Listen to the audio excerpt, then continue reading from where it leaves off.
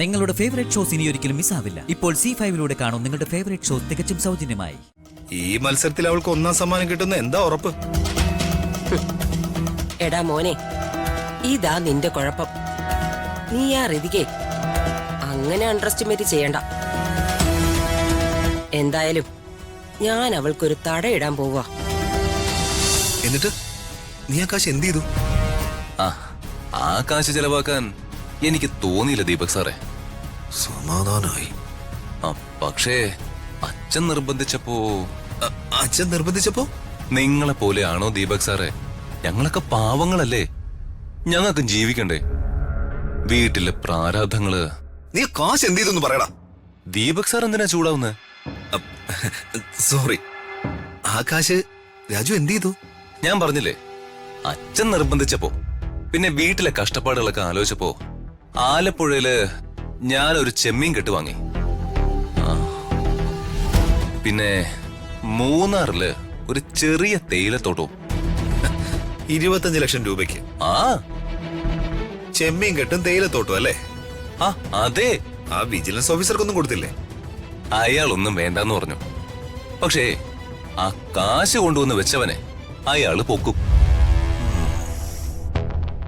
അയാള് പറഞ്ഞതുപോലെ ചെയ്യുന്ന ആളാ. പൊക്കോന്ന് പറഞ്ഞ പൊക്കിയിരിക്കും. നമുക്ക് കാണാം. ശരി, കാണാം.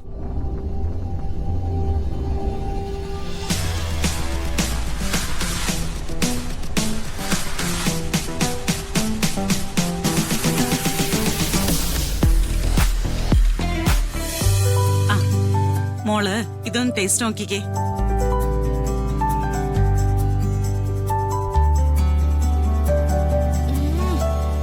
എന്തൊരു ടേസ്റ്റ് രാധമ്മ ഇത്. നന്നായിട്ടുണ്ട്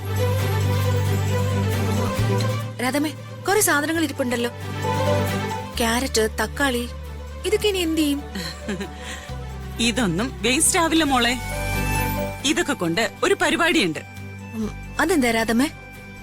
ഇങ്ങനെ ബാലൻസ് വരുന്ന സാധനങ്ങൾ കൊണ്ട് പണ്ടൊക്കെ ഞങ്ങള് കാപ്പിക്ക് എന്തെങ്കിലും ഉണ്ടാക്കുമായിരുന്നു.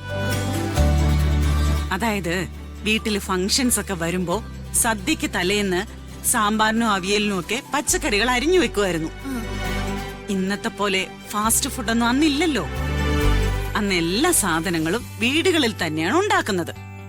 അങ്ങനെ സദ്യക്ക് വേണ്ട കറികളും തോരനും ഒക്കെ ഉണ്ടാക്കി കഴിഞ്ഞ് മിച്ചം വരുന്ന പച്ചക്കറികൾ കൊണ്ട് ഞങ്ങൾ ഒരു ഐറ്റം ഉണ്ടാക്കുമായിരുന്നു. ഇങ്ങനെ സസ്പെൻസ് ഇടാതെ പറ രാധമ്മേ. കാണിച്ചു തരാം മോളെ. ആ പാത്രം ഇങ്ങെടുത്തേ. ഇതാ. ആദ്യം ക്യാരറ്റ് എടുത്തിട്ട് കുനുകുനാന്നരിയണം.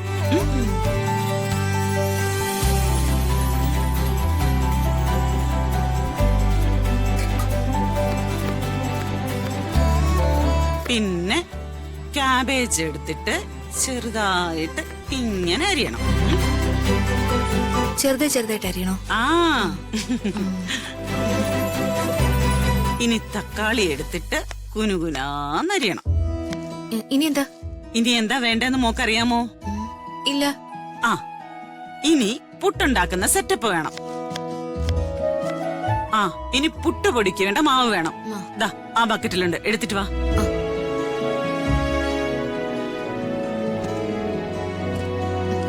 ഈ മാവല്ലേ?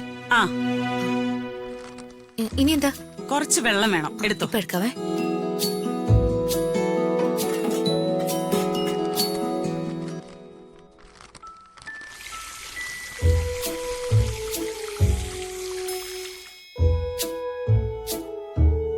കുറച്ചുപ്പിട്ടിട്ട് ഇനി കുറച്ച് വെള്ളം ഒഴിച്ചേ. അങ്ങനെ. എന്നിട്ട് മിക്സ് ചെയ്യണം. ദാ കണ്ടോ, ഇങ്ങനെ മിക്സ് ചെയ്യണം. കട്ടയില്ലാതെ ഇങ്ങനെ മിക്സ് ചെയ്ത് എടുക്കണം. ഇനി കുറച്ച് വെള്ളം വേണോ? വേണ്ട, മതി. ഇനി എന്താ വേണ്ടത്? പുട്ടുകുറ്റിയിലെ ചില്ലിടണം. എന്നിട്ട് കുറച്ച് തേങ്ങ എടുത്ത് ഇങ്ങനെ ഇടണം. ഇനി കുറച്ച് മാവെടുത്ത് ഇതിനകത്തിടണം. ഇനി നമ്മൾ കട്ട് ചെയ്ത് വെച്ചേക്കുന്ന വെജിറ്റബിൾസ് കുറച്ച് ക്യാരറ്റ് എടുത്ത് ഇടണം. ഇനി കുറച്ച് മാവിടണം, കുറച്ച് തക്കാളി ഇടണം. കണ്ടോ, ഇനി മാവിടണം, തേങ്ങ ഇടണം, വെജിറ്റബിൾസ് ഇടണം, ഫുള്ള് ഫില്ല് ചെയ്യണം. കണ്ടോ? ആ ഇനി കുറച്ച് തേങ്ങയും കൂടെ ഇടണം. എന്നിട്ട് ദാ അടപ്പിങ്ങനെ വെച്ച് ഇതില് വെച്ചിട്ട് ദാ കത്തിക്കേ. ഇനി കുറച്ചു നേരം നമുക്ക് വെയിറ്റ് ചെയ്യാം. അപ്പോഴേക്ക് ഇങ്ങനെ ആവി ഇങ്ങനെ വരും.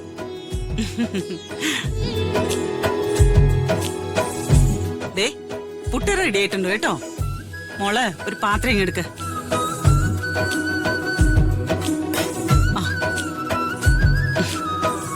ഇനി നമുക്ക് നോക്കാം.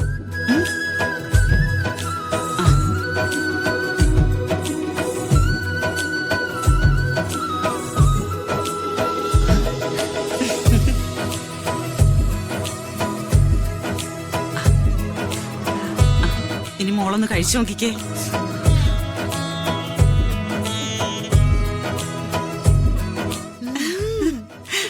എന്ത് ടേസ്റ്റ് ഇത്? ഇങ്ങനെ ഒരു റെസിപ്പി ഉണ്ടെന്ന് ഇപ്പൊ മനസ്സിലായില്ലേ? ഇങ്ങനെ മിച്ചം വരുന്ന സാധനങ്ങൾ കൊണ്ട് നമുക്ക് ഒരുപാട് ഫുഡ് ഐറ്റംസ് ഉണ്ടാക്കാൻ പറ്റും. എല്ലാം ഞാൻ പഠിപ്പിച്ചു തരാം.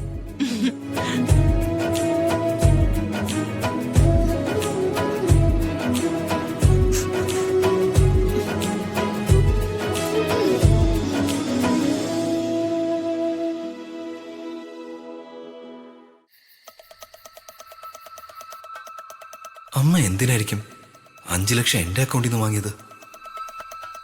അമ്മ ഒന്നും തെളിച്ച് പറയുന്നുമില്ല.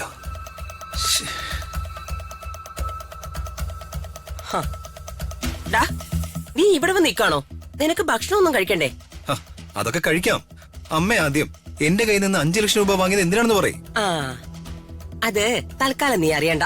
സമയാകുമ്പോ ഞാൻ നിന്നോട് പറയാം. അമ്മേ പ്ലീസ് പ്ലീസ് അമ്മേ, അത് അറിയാഞ്ഞിട്ട് ഒരു സമാധാനമില്ല എനിക്ക്.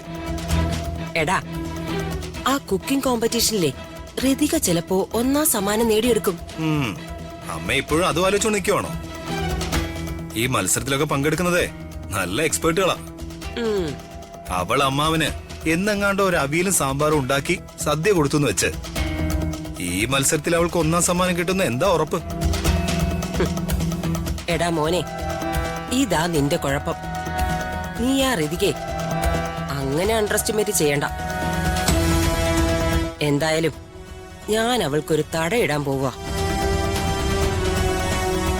അവൾ അങ്ങനെ 25 ലക്ഷം കൊണ്ടുപോകണ്ട. അമ്മയുടെ പ്ലാൻ എന്താ? ആദ്യം അത് പറയ്. അത് വർക്കൗട്ട് ആവോ ഇല്ലേന്ന് നോക്കട്ടെ. ഇപ്പോ ഒരു 25 ലക്ഷം രൂപ വെറുതെ പോയി കിട്ടി. അതിന്റെ വിഷമം മാറിയിട്ടില്ല. ആ പോയ 25 ലക്ഷം തിരികെ പിടിക്കാനാ എന്റെ പുതിയ പ്ലാൻ. ഡൗൺലോഡ് ചെയ്യൂ C5 ആപ്പ്. കാണൂ എല്ലാ എപ്പിസോഡുകളും സൗജന്യമായി.